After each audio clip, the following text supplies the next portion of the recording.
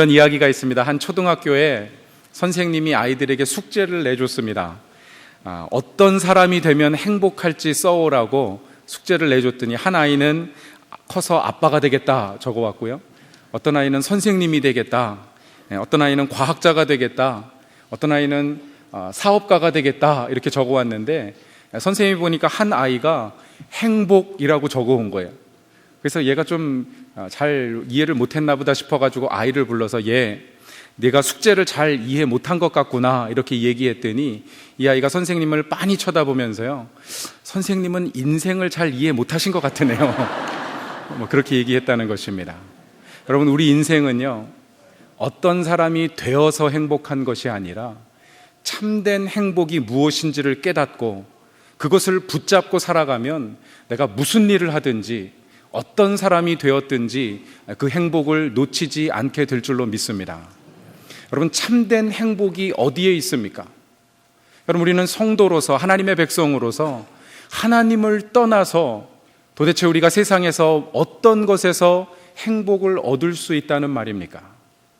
여러분, 오늘 본문 말씀을 보면 이 에베소 성도들을 향해서 바울은 편지하면서 1장에서 과연 행복이 무엇인지에 대해서 이야기하고 있습니다. 우리가 살펴본 3절에서 14절까지 바울의 찬송시는요, 성부 하나님, 성자 예수님, 성령 하나님께서 우리 타락한 인간을 구속하시기 위해서, 우리의 죄값을 속량해 주시기 위해서 어떤 신령한 은혜를 주셨는지를 노래하고 있습니다. 그리고 이어서 15절부터 23절까지 바울은 기도문을 통해서 에베소 성도들이 하나님께서 그 마음문을 열어주셔서 그 하나님의 신령한 축복을 깨닫고 그것을 붙잡고 살아가도록 기도하고 있는 것입니다.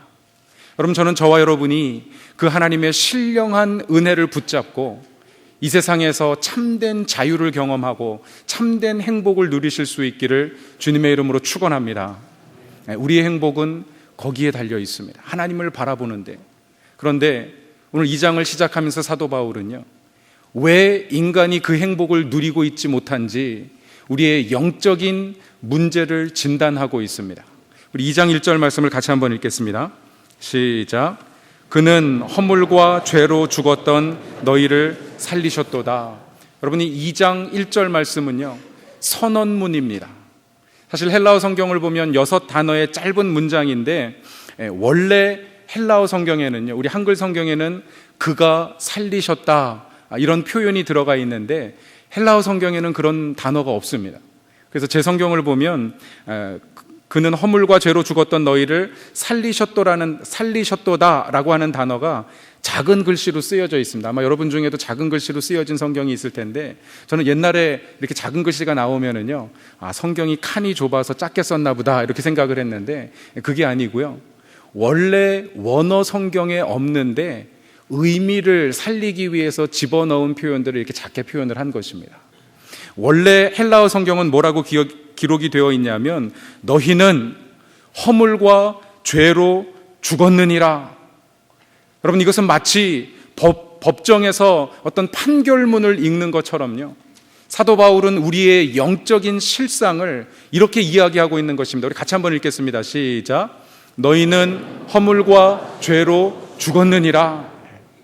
그런데 영어 성경에 보면 킹 제임스 버전이라는 게 있는데요, 이 킹 제임스 버전을 번역하면서 이 영문학자들, 신학자들이 보니까 이 에베소서 2장은요 1절, 2절, 3절, 4절에 이르기까지 주어가 나타나지 않습니다. 그냥 구문들만 쭉 연결이 돼 있고, 주어가 4절에 하나님이라고 나오고 5절에 가서야 동사가 나와요. 살리셨느니라 라고 하는 단어가 나오니까 이 문장을 완전하게 만들기 위해서 킹 제임스 번역에서는 He has quickened라고 하는 단어를 사용해서 살리셨도다 라고 하는 표현을 사용한 것입니다. 그것을 우리 한글 성경이 채용한 것인데, 대부분 나머지 영어 성경을 보면은요, 그냥 You were dead in your trespasses and sins라고 하는 영어 표현도 헬라어식으로 이렇게 번역을 하고 있습니다. 여러분, 사도 바울은 이 1절에서 이 죽음의 원인이 무엇인지를 이야기하고 있는데요, 그것은 바로 우리의 허물과 죄 때문이다 이렇게 이야기를 하고 있습니다. 이 허물이라고 하는 단어가 파라프토마라고 하는 단어인데요, 여러분, 이 파라프토마는 우리의 행위로 지은 모든 죄를 말하고 있습니다. 하나님을 향해서 지었든지 아니면 이웃이나 사람들을 향해서 지었든지 우리의 행동의 결과로 일어난 어떤 범죄함들, 죄악들을 가리키는 단어입니다. 그래서 마태복음 6장 14절 말씀에 보면 예수님께서 너희가 사람의 잘못을 용서하면, 이 잘못이라고 하는 단어가 파라프토마, 바로 허물이라고 번역한 단어와 똑같은 단어이고요, 너희 하늘 아버지께서도 너희 잘못을 용서하려니와, 그러니까 이 파라프토마라고 하는 단어는 우리가 하나님을 향해서 지은 죄든지 아니면 사람을 향해서 지은 죄든지 우리의 행위로 드러난 어떤 죄들을 이야기하는 것입니다. 그런데 흥미로운 단어가 오늘 본문의 죄, 허물과 죄에서 죄라고 하는 단어인데요, 이 죄는 헬라어로 이렇게 기록을 하고 있습니다. 하마르티아라고 하는 단어입니다. 한번 따라하겠습니다. 하마르티아. 여러분, 이 하마르티아라고 하는 단어는요, 아마 들어보신 분들도 많이 계실 텐데, 표적을 벗어난 것, 관역에서 벗어난 것, 이런 뜻을 가지고 있습니다. 무슨 말이냐면, 죄는 우리가 윤리적으로, 도덕적으로 어떤 일탈한 행동을 통해서 지은 것뿐만이 아니라 하나님께서 우리 인간을 창조하실 때 하나님의 목적, 하나님의 계획을 가지고 창조하셨습니다. 하나님과 친밀한 교제를 나누고 우리가 하나님과 함께 있게 하시기 위해서 지었는데, 우리가 함께 있지 아니한, 하나님을 떠난 그 상태, 그것 자체가 죄라는 것입니다. 하나님을 알지 못하고 하나님을 떠나 있는 우리 어떤 본질, 인생의 본질 자체가 죄라는 사실을 우리에게 일깨워주고 있는 것입니다. 그래서 인간은 하나님을 떠난 그 본성 자체로 죄인이 되었다는 사실을 이 단어를 통해서 설명해 줄 뿐만 아니라, 그래서 바울은 3절에서 이렇게 이야기하고 있습니다. 우리 모두가 본질상 진노의 자녀다.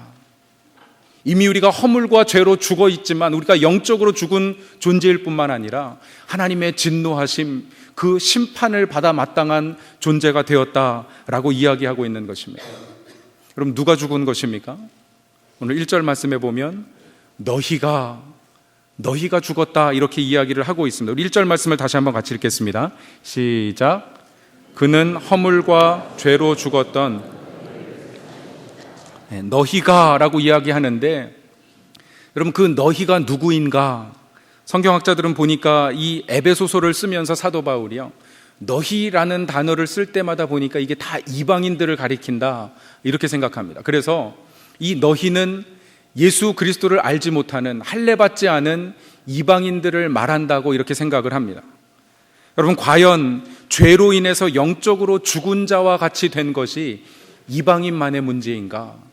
여러분, 문자적으로 보면 그런 설명이 타당합니다. 왜냐하면 사도 바울이 너희가라고 했을 때 물론 이방인들을 주로 지칭한 것은 사실입니다. 그런데 의미상으로 보면은요, 그렇지 않습니다. 죄로 죽은 것은 이방인뿐만 아니라 유대인도 일반입니다. 사도 바울이 말할 때 할례자, 무할례자를 이야기할 때요, 그것은 육신적인 할례만 이야기하는 것이 아니라 마음의 할례를 받지 못한, 다시 말하면 예수 그리스도의 복음을 깨닫고 하나님이 다시 살리시는, 우리의 죄와 허물로 죽은 그 죽은 자리에서 하나님이 생명을 주시고 다시 일으키시는 그 은혜를 경험하지 못한 사람들, 다 죽은 것이라고 이야기를 하고 있습니다. 우리 로마서 2장 29절 말씀인데요, 같이 한번 읽겠습니다. 시작. 오직 이면적 유대인이 유대인이며 할례는 마음에 할지니 영에 있고 율법 조문에 있지 아니한 것이라. 그 칭찬이 사람에게서가 아니요 다만 하나님에게서로니라. 마음에 할례받지 못한 유대인들도 여전히 무할례자와 같다. 그러니까 이 너희라고 하는 것은 유대인이나 이방인이나 예수 그리스도를 알기 전에는 다 죽은 자와 같다는 말을 하고 있는 것입니다. 여러분, 그래서 3절에 보면 사도 바울은 이렇게 이야기합니다. 전에는 우리도 다 그 가운데서 욕심을 따라 행했다. 우리도. 그럼 저는 지난 한 주간 이 본문 말씀을 묵상하면서요, 사도 바울이 우리도라고 이야기하는데, 여러분, 이것은 비단 이방인들만의 문제가 아니라 유대인들도라고 하는 의미입니다. 에베소에 있는 성도들만의 문제가 아니라 바울이 우리도라고 이야기하는데요, 이것은 복음을 증거하는 사도들도 예전에는 죽은 상태로 지냈었고, 어떻게 보면 우리도 여전히 죄와 허물 가운데 그 유혹과 씨름하며 살아가고 있다는 이야기를 하고 있는 것입니다. 제가 이 3절을 읽으면서 우리도라고 하는 단어가 은혜가 되기 시작하면서 묵상하는데 갑자기 마음이 철커덕 내려앉는 어떤 그런 두려움이 생겼었습니다. 제가 제 삶의 실상, 제 마음을 가만히 들여다보니까 저도 죄와 허물과 씨름하면서요, 매일매일 한 주 한 주 정말 영적으로 넘어지지 않기 위해서 씨름하고 있는데 언제 어느 순간 넘어질지 모르겠다라고 하는 두려움이 생기는 것입니다. 여러분, 정말 주님의 은혜가 우리를 붙잡아 주시지 않으면요, 우리는 또다시 죄와 허물로 인해서 죽은 것 같았던 그 과거의 모습, 사단이 언제든지 우리의 삶을 낚아채서 무너뜨리려고 하는 그 어떤 무너진 모습으로 살아갈 수 있다고 하는 것입니다. 여러분들이 가끔 그런 얘기 해주세요. 목사님, 건강 조심하십시오. 건강하셔야 됩니다 이야기하는데요, 물론 건강도 중요하지만 정말 제 안에 더 큰 싸움은 내가 영적으로 생존해야 되는데, 하나님이 나를 부르신 그 부르심에 합당한 삶을 살아야 되는데, 그럼 저는 저와 여러분의 어떤 영적인 관심이 여기에 있기를 주님의 이름으로 축복합니다. 여러분, 저도 젊은 목사인데, 젊은 사람인데 뭐 육신에 정욕이 없겠습니까? 제가 지난 주간에 제가 그 담임 목사로 오기 전까지 파송교회가 워싱턴 성광교회였는데요, 목사님 또 오셔서 임직식에 축사도 해주시고 했는데, 지난 주간에 워싱턴 성광교회 선교 대회가 있었습니다. 그래서 축사를 좀 해달라고 부탁을 하셔가지고 제가 당회라는 의논하고 지난 수요일 날 가서 선교대회 축사를 하면서 여러 목사님들 또 선교사님들 만나면서 다 이렇게 축하해 주시고 부러워하면서 큰 교회, 좋은 교회 목회하게 돼서 너무너무 감사하다, 이런 이야기를 하는데요, 제가 어느 한순간에 내가 무너질 수 있겠구나, 교만할 수 있겠고, 나도 사람들이 인정하고 하니까 자리 욕심 가지고 뭐 이런저런 일들 하고 싶어 할 수 있겠구나, 그런 생각이 들더라고요. 여러분, 제가 재물에 욕심이 없겠습니까? 그러면 어느 한순간 우리가 하나님을 향한 어떤 그 중심을 놓치게 되면은요, 우린 다 무너질 수 있습니다. 과거에 허물과 죄로 죽었던 그 모습대로 그냥 그렇게 살아갈 수가 있는 것입니다. 여러분, 사도 바울이 우리도 그랬다고 이야기하면서 그는 유대인이나 이방인이나 에베소에 이 편지를 받는 에베소의 성도들이나, 아니 이 편지를 쓰고 있는 사도 바울과 함께 동역하는 많은 제자들, 우리도 그런 연약함 가지고 있고, 우리도 그런 어떤 유혹과 죄와 씨름하며 살아가고 있다고 이야기하고 있는 것입니다. 그럼 사도 바울은 로마서 7장 21절 24절에서 그 마음을 정말 비탄해하면서 이렇게 이야기하고 있습니다. 우리 같이 한번 읽겠습니다. 시작. 그러므로 내가 한 법을 깨달았노니 곧 선을 행하기 함께 있는 것이로다. 내 속 사람으로는 하나님의 법을 즐거워하되 내 지체 속에서 한 다른 법이 내 마음의 법과 싸워 내 지체 속에 있는 죄의 법으로 나를 사로잡는 것을 보는도다. 오호라, 나는 곤고한 사람이로다. 이 사망의 몸에서 누가 나를 건져내랴. 사도 바울과 같은 복음의 증거자가, 하나님의 일꾼들을 세우고 복음을 증거하고 하나님을 위해서 모든 것을 포기했다고 하는 그가 이렇게 고민하면서 오호라, 누가 나를 이 사망의 몸에서 건져내랴, 그가 비탄에 그렇게 외칠 수 있었다면 저와 여러분은 더 깨어서 정말 하나님이 기뻐하시는 삶을 위해서 몸부림치며 고심해야 될 것입니다. 여러분, 과연 죄인들만 죽은 것인가? 아니면 과거에 우리가 구원받기 전에 삶만 죽은 것인가? 여러분, 성경에 보면은요, 우리가 살았다고 하지만, 그리스도인이 되었지만 여전히 죽은 자로 살아갈 수 있다고 이야기하고 있습니다. 제가 보니까 성경을 이렇게 쭉 찾다 보니까 한 두 구절 정도 과연 여러분이 살았는지 죽었는지 자가 진단을 할 수 있는 구절이 있는데, 하나는 디모데전서 5장 6절의 말씀입니다. 우리 같이 한번 읽겠습니다. 시작. 향락을 좋아하는 자는 살았으나 죽었느니라. 세상의 즐거움, 기쁨, 자기 만족을 위해서 살아가는 사람은요, 그리스도의 제자라고 이야기하지만, 하나님의 백성이라고 이야기하지만, 여전히 우리의 영적인 실상은 죽었다고 사망 선고를 하고 있는 것입니다.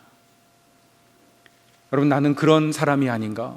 나는 향락을 좋아하고 자기 만족 기쁨을 위해서 살아가고 있지는 않은가? 여러분, 요한계시록 3장 1절에 보면 주님은 4대 교회 성도들을 향해서 이렇게 이야기하고 있습니다. 내가 내 행위를 아노니 내가 살았다 하는 이름을 가졌으나 죽은 자로다. 살았다는 이름만 가졌지, 겉에 보여지는 모양만, 무늬만 그리스도인이지 실상은 죽은 자처럼 살아가고 있다고 하는 것입니다. 제가 지난 주 초에 설교를 준비하면서 설교 제목을 이렇게 잡았습니다. 뭐라고 잡았냐면 살아있나? 물음표. 그리고 여러분들에게 좀 부탁드리고 싶었어요. 앞뒤 좌우로 물어보면서 당신 살아계십니까? 이렇게 부탁을 하려고 했는데 안 하기로 했습니다. 이게 너무 부담스러운 질문이라. 하지만 저는 저와 여러분이요, 스스로 한번 자문자답을 해보셨으면 좋겠어요. 나는 정말 살아있는가? 나는 하나님의 말씀을 향해서, 하나님 그 존재를 향해서 나는 하나님을 향한 열정을 가지고 있는가? 여러분, 살아있는 사람은요, 반응하게 되어 있습니다. 세상에 스포츠에 살아있는 사람은요, 그냥 운동 얘기만 나오면 막 가슴이 벌렁벌렁 뛰어요. 돈에 살아있는 사람은요, 물질만 보면 가슴이 뛰고, 여러분, 어떤 관계에 살아있는 사람들은 사람 만나는 것을 위해서 모든 것을 투자하고요. 여러분, 하나님을 향해서 살아있는 사람은, 하나님을 향한 열정을 가지고 살아가는 사람은 말씀에 가슴이 뛰고, 세상의 불의를 보면서 정말 어떤 두려움과 어떤 비탄함 가운데 하나님께 무릎 꿇고 기도하게 될 줄로 믿습니다. 여러분, 살아계십니까?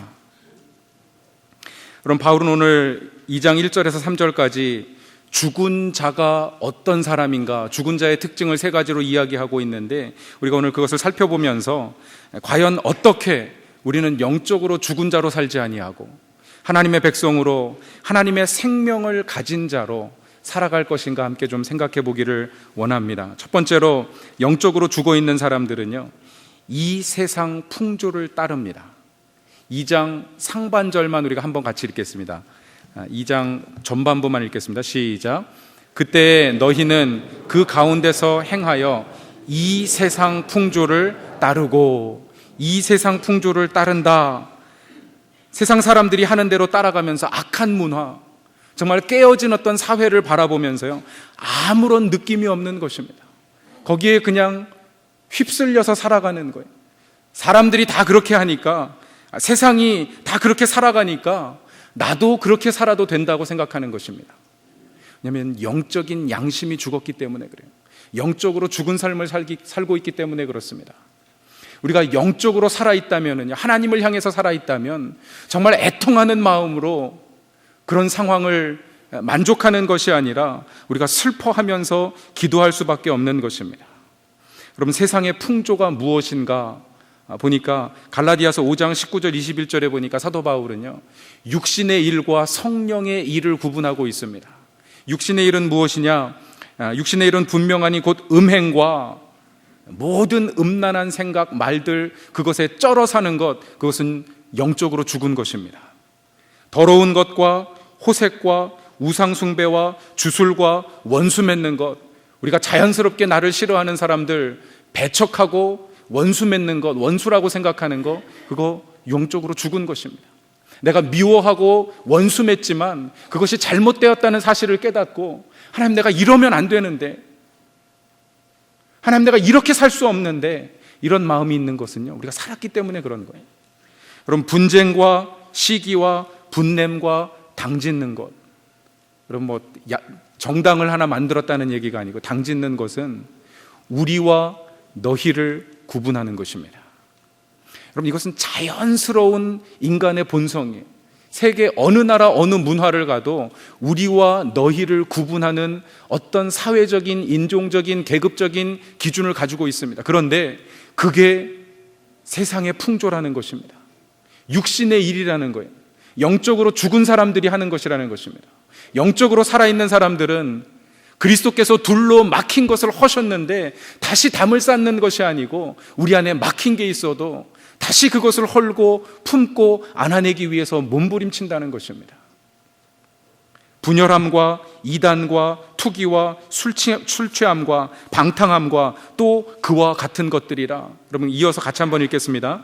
전에 너희에게, 같이 읽겠습니다. 시작. 전에 너희에게 경계하는 것 같이 경계하노니 이런 일을 하는 자들은 하나님 나라를 유업으로 받지 못할 것이요.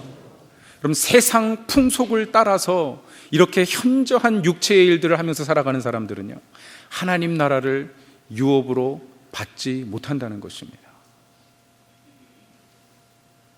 신앙의 양심이 살아있다면요, 이런 일들을 바라볼 때, 우리가 경험할 때 정말 마음속에 불편하고 어떤 거룩한 분노가 일어나고 정말 이렇게 살아서는 안 되겠다고 하는 어떤 살아있는 생동감을 느끼게 된다는 것입니다. 로마서 12장 2절 말씀해 보니까 너희는 이 세대를 본받지 말고 오직 마음을 새롭게 함으로 변화를 받아 하나님의 선하시고 기뻐하시고 온전하신 뜻이 무엇인지 분별하도록 하라. 여러분, 이 세대를 잘 분별하고 세상의 풍조를 쫓아가는 것이 아니라 하나님의 말씀을 쫓아 사실 수 있기를 주님의 이름으로 축원합니다. 여러분, 그렇게 살아야 됩니다. 그것이 살아있는 사람이고 그것이 하나님께서 기뻐하시는 어떤 온전한 제자의 삶인 것입니다. 우리 같이 한번 따라하겠습니다. 밖으로는 세계 선교, 안으로는 자녀 선교. 밖으로는 세계 선교, 안으로는 자녀 선교. 제가 지난주에 성광 세계 선교 대회 갔더니 우리 임용호 목사님이 그걸 막 외치더라고, 같이. 너무너무 좋아가지고 제가 빌려왔습니다. 밖으로는 세계 선교하고 안으로는 자녀 선교하고, 제가 지난 선교 부흥회 마치고 나서 저희 선교 목사님, 교육부 목사님, 고등부 전도사님 불러가지고 제가 태스크를 하나 줬어요. 숙제를 줬습니다. 앞으로 9월부터 올해 시니어 올라가는 학생들 1년 동안 제자 훈련, 선교 훈련 시키자. 그래서 매주 1시간씩 2시간씩 모여서 선교 훈련하고, 그거 다 훈련받은 아이들은 우리가 내년도에 여름에 교회가 후원해가지고 단기 선교 보내겠다. 선교지에서 또 훈련받고, 그리고 나서 돌아와서 대학에 가기 전에 교회에서 선교사 파송식 캠퍼스로 이 아이들을 다 선교사로 파송하자. 지난 선교 부흥회 때 호성기 목사님 교회가 그렇게 한다 그러더라고요. 제가 아주 셈이 나가지고요. 저희 첫째는 올해 대학 가기 때문에 못하지만 둘째부터라도 좀 시켜야 되겠다. 또 우리 교회에서 자라는 모든 자녀들 정말 하나님 앞에서 살아있는 믿음을 가지고 대학에 가야 되겠는데, 전 하나님께서 우리 자녀들을 통해서 지역과 세계를 변화시키실 줄로 믿습니다. 여러분, 하나님을 향해서 살아있는 믿음을 가져야 되는 것입니다. 두 번째로, 영적으로 죽은 사람의 특징은 무엇이냐면 공중 권세 잡은 자를 따라간다, 이렇게 말하고 있습니다. 2절 하반절에 보니까 공중의 권세 잡은 자를 따랐으니 곧 지금 불순종의 아들들 가운데서 역사하는 영이라. 그럼 사도 바울은요, 에베소 성도들이 예전에 세상 풍속을 쫓았는데, 세상 사람들이 다 하니까, 세상이 그러니까 그냥 쫓아가면 된다고 생각했는데, 그 영적인 실상을 들여다보니까 그게 공중 권세잡을 따르는 삶이었다는 것입니다. 그럼 공중 권세잡은 자가 누구입니까? 사단이에요. 마귀입니다. 마귀의 일을 쫓아서 하고 있더라는 것입니다. 그럼 이 공중이라는 단어가 에어로스라고 하는 그 헬라어인데, 우리 영어에서 에어로 번역을 합니다. 그냥 대기. 문자적으로는 이 대기인데 상징적으로는요, 이 공중이라는 것은 어떤 권력, 권세를 의미합니다. 그렇다고 정치적인 권력을 이야기하는 것이 아니고요. 이 공중이 무엇인가 가만히 보니까 바로 그 뒤에 나오는 불순종의 아들들 가운데 역사하는 영. 여러분, 그 사람들의 심령에 들어가서 하나님의 말씀을 향해서 불순종하게 만들고 거부하게 만들고 하나님을 떠나서 살게 만드는 그 악한 영들이 어디서 활동합니까? 사람의 마음에서 활동하는 거예요. 여러분, 공중 권세 잡은 자라고 하는 것은요, 저와 여러분의 마음을 장악하고 우리의 삶에 어떤 권세를 나타내는 그런 악한 영들을 말하는 것입니다. 여러분, 저는 저와 여러분의 마음과 생각이 이 공중 권세 잡은 자로부터 자유할 수 있기를 주님의 이름으로 축복합니다. 우리가 세상의 풍속을 쫓아가면은요, 결코 자유할 수가 없습니다. 왜냐하면 그 길이 공중 권세 잡은 자에게 눌려 살고 잡혀 살고 끌려 사는 삶이기 때문에. 여러분, 세상의 풍속을 거스려 살 때 우리가 공중 권세 잡은 자를 대적해서 권세 있는 삶을 살게 될 줄로 믿습니다. 우리 주님은 이미 다 승리하셨는데, 그리고 저와 여러분을 그 허물과 죄로 죽었던 상태에서 다시 하나님의 능력으로, 이스쿠스의 능력으로 다시 일으켜 세우셔서 저와 여러분이 그 권세를 물리치고 살아가기를 기대하고 계시는데, 우리가 마땅히 세상의 풍조를 쫓아가는 것이 아니라 그 풍조를 거스려서 승리하는 삶을 살 수 있기를 주님의 이름으로 축복합니다. 여러분, 세 번째로 영적으로 죽은 사람의 특징은 육체와 마음의 욕심을 따라서 살아간다, 이렇게 이야기하고 있습니다. 3절 말씀 같이 한번 읽겠습니다. 시작. 전에는 우리도 다 그 가운데서 우리 육체의 욕심을 따라 지내며 육체와 마음에 원하는 것을 하여 다른 이들과 같이 본질상 진노의 자녀였더니. 여러분, 사람은요, 하나님의 말씀을 쫓아서 살아가게 지으심 받았습니다. 그래서 하나님은 처음 아담과 하와를 창조하시고 그들에게 말씀을 주시고 말씀에 순종해 살도록 하셨는데, 인간은 처음부터 자기 욕심, 하나님과 같이 되고자 하는 그 욕심, 그리고 자기 눈에 선한 대로 모든 것을 취하고 욕심을 채우는 삶을 사는 어떤 그 죄로 인해서 타락하게 된 것입니다. 여러분, 인간의 타락을 잘 보여주는 구절 중에 하나가 창세기 6장 2절의 말씀인데요. 여러분, 성경은 이렇게 기록하고 있습니다. 하나님의 아들들이 사람의 딸들의 아름다움을 보고 자기들이 좋아하는 모든 여자를 아내로 삼은지라. 이것이 사람의 욕심이에요. 여러분, 하나님은 창세기 2장 24절 말씀에 그러므로 남자가 부모를 떠나 그 아내와 연합하여, 그 아내라고 하는 것은요, 한 여자, 하이샤를 가리키는 것입니다.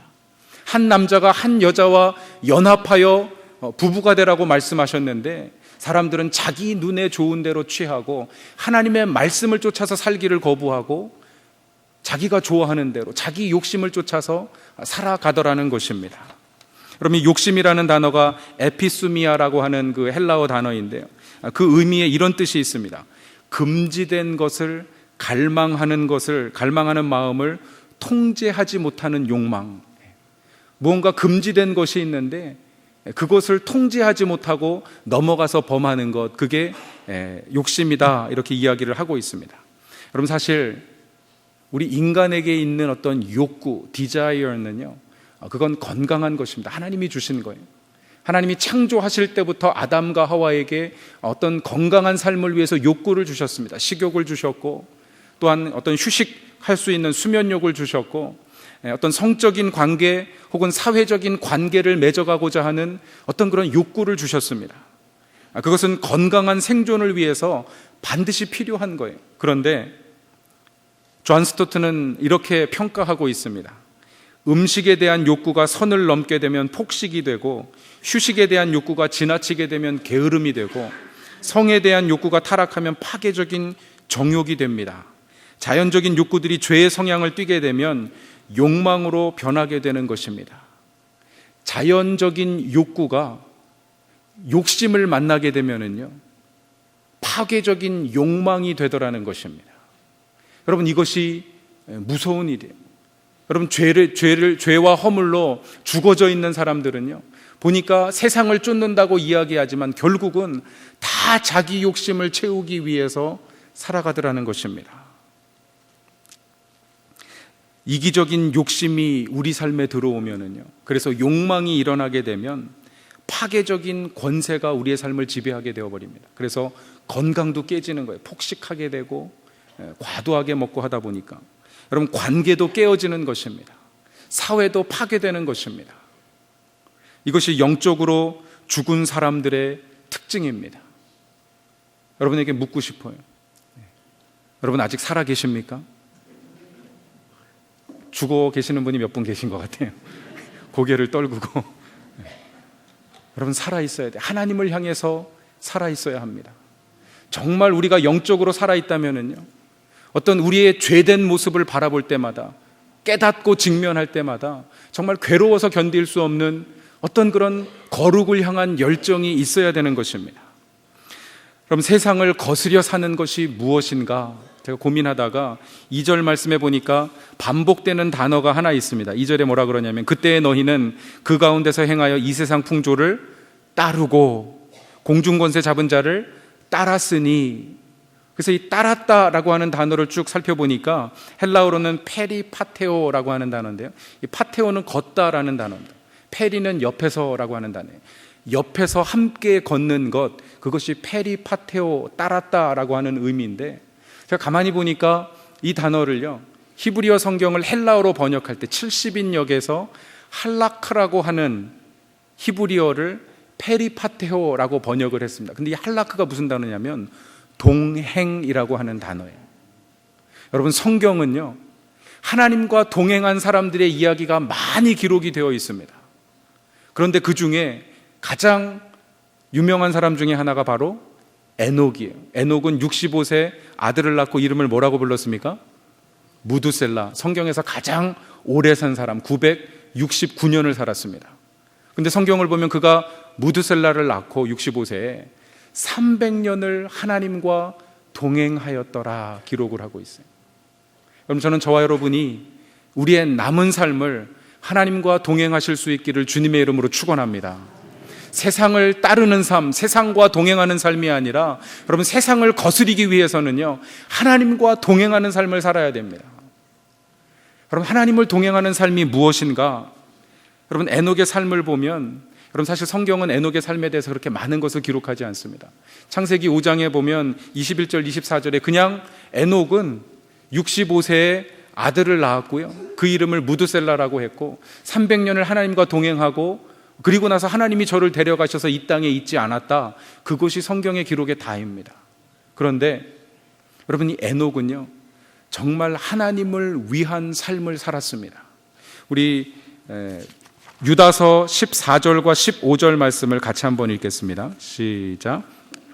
아담의 7대 손 에녹이 이 사람에 대하여도 예언하여 이르되 보라, 주께서 그 수만의 거룩한 자와 함께 임하셨나니 이는 뭇 사람을 심판하사 모든 경건하지 않은 자가 경건하지 않게 행한 모든 경건하지 않은 일과 또 경건하지 않은 죄인들이 주를 거스러 한 모든 완악한 말로 말미암아 그들을 정죄하려 하심이라 하였느니라.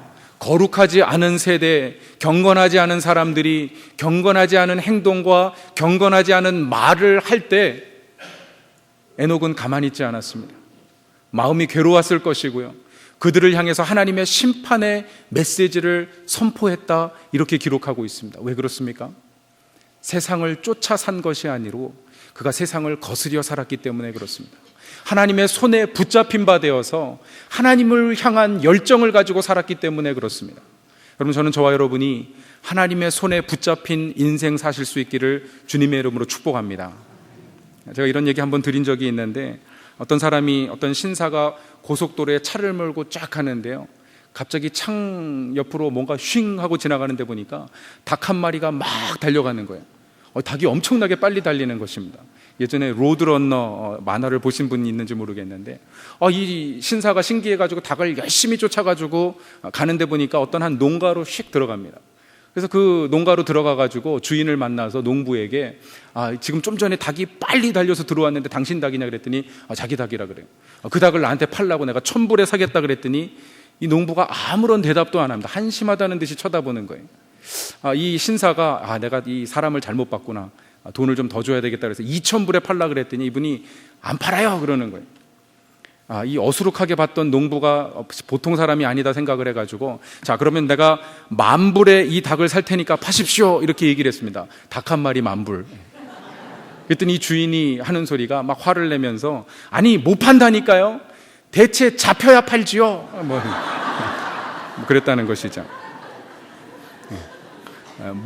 주인 손을 떠난 닭은 소용이 없다, 뭐 그런 이야기입니다. 그럼 마찬가지예요. 여러분, 우리가 하나님께 사로잡혀서 하나님을 향한 열정으로 살아가야 되는데, 그저 세상에 나돌아다니고 세상에 편승해서 세상 풍속을 쫓아서 거기에서 즐거움, 만족을 얻으면서 살아가면은요, 우린 영적으로 죽은 것과 똑같습니다. 그럼 저는 저와 여러분이 에녹과 같이 하나님의 편에 서서 하나님과 동행하며 하나님을 향한 거룩한 열정을 가지고 살아가실 수 있기를 주님의 이름으로 축복합니다. 여러분, 유다서에 이어지는 구절을 보면 에녹은 경건하지 않은 사람들이 이 세상 풍속을 쫓아서 하는 경건하지 않은 말들을 향해서 이렇게 이야기하고 있습니다. 16절 보니까 이 사람들은 원망하는 자며 죽은 사람들입니다. 영적으로 죽어 있는 사람들이에요. 불만을 토하는 자며 영적으로 죽어 있는 사람들입니다. 정욕대로 행하는 자라 영적으로 죽어 있는 사람들이에요. 그 입으로 자랑하는 말을 하며 영적으로 죽어 있기 때문에 그렇습니다. 이익을 위하여 아첨하느니라. 여러분, 영적으로 살아있다면은요, 이런 일들이 우리 삶 가운데 막 나타나고 뭔가 자꾸 우리 삶 속에서 그런 모습들이 보여질 때 우리 안에 어떤 괴로움이 있습니다. 내가 이렇게 살면 안 되는데, 하나님 앞에서 내가 거룩한 하나님의 백성인데 내 입술과 내 생각과 내 행동이 하나님께서 줄로 재어 달아보실 텐데, 여러분, 이런 영적인 갈등과 고민을 가지고 살아가야 우리가 하나님 앞에 살아있는 자요, 주님과 동행하는 삶을 살 수가 있는 것입니다. 여러분, 정말 저는 우리 베델교회 모든 성도님 한 분 한 분이요, 하나님을 향해서 살아있는 성도 되실 수 있기를 주님의 이름으로 축복합니다. 주님께서 내가 내 교회를 세우리라 말씀하셨을 때 주님의 마음에 있었던 교회는 이름뿐인 교회, 간판 걸어놓고 무늬만 있는 교회, 하지만 그 실상을 들여다보면 세상이랑 똑같이 물질을 탐하고 자리를 탐하고 사람에게 인정받기 좋아하고 나타내 보이기 좋아하고 아첨하고 서로 욕하고 당짓고 분내고 그런 모습으로 살아가는 교회, 그런 교회 아니었습니다. 여러분, 저는 정말 우리 베델교회가 살아있는 교회, 하나님의 말씀의 능력을 경험하는 그런 교회 되실 수 있기를 주님의 이름으로 축원합니다. 한번 기도하겠습니다. 거룩하고 존귀하신 하나님, 이 시간 감사와 찬송과 영광을 돌려드립니다. 허물과 죄로 죽어있던 우리를 예수 그리스도 십자가 복음으로 살게 하시고 하나님의 능력 가운데 살아가게 하시니 감사드립니다. 하나님, 내 힘으로는 할 수 없습니다. 우리의 입술에서 터져나오는 원망과 불평의 말들, 하나님, 우리 마음속에 끊임없이 솟구치는 어떤 정욕과 욕심과 욕망들을 제어할 수 있는 힘이 우리에게 없음을 고백합니다. 하지만 하나님, 우리가 그 십자가의 보혈을 바라보는 순간, 아니 그 보혈에 우리 손을 묻히는 순간 하나님께서 우리의 삶 가운데 들어오셔서 능력 있게 하실 줄로 믿습니다. 하나님, 그 능력으로 살아가게 도와 주시옵소서. 신앙의 양심, 살아있는 양심을 가지고 하나님, 우리 삶에 부족하고 허물 많은 모습들, 하나님, 하루하루 한 주 한 주 한 해가 지날 때마다 더 주님의 모습을 닮아가는 그런 인생 살아가게 도와 주시옵소서.